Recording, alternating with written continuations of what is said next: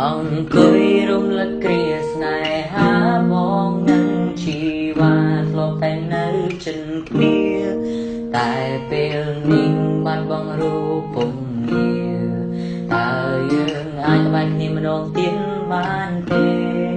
បងនៅតែមិនអាចបំភ្លេចរូបអូនតើរូបងាយស្រួលអូននៅនឹងបងទេ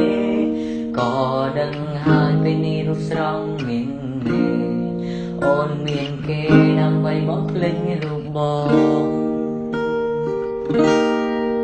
អង្គុយរំលឹកគ្រាស្នេហាបងនឹងជីវ៉ាធ្លាប់តែនៅចិនគ្នាតែពេលនេះបាត់បង់រូបពំនី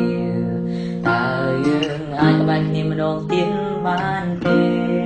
បងនៅតែមិនអាចបំភ្លេចរូបអូនតើរូបងាយស្រួលអូននៅនឹងបងទេក៏ដឹងហើយពេលនេះរូបស្រស់មានអូនមានគេដើម្បីបំភ្លេចរូបបង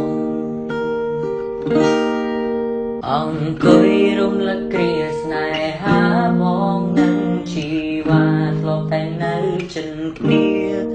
តែពេលនេះបាត់បង់រូបពំនីតើយើងអាចក្បែរគ្នាម្ដងទៀតបានទេបងនៅតែមិនអាចបំភ្លេចរូបអូនតើរូបងាយស្រួលអូននៅនឹងបងទេក៏ដឹងហើយពេលនេះរូបស្រស់មាន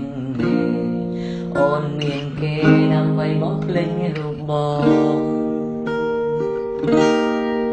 អង្គុយរំលឹកគ្រាស្នេហាបងនឹងជីវ៉ាធ្លាប់តែនៅចិនគ្នា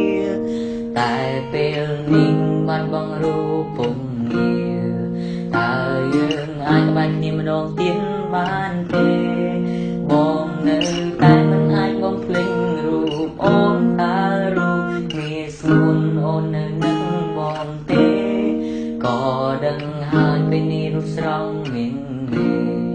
អូនមានគេដើម្បីបំភ្លេចរូបបង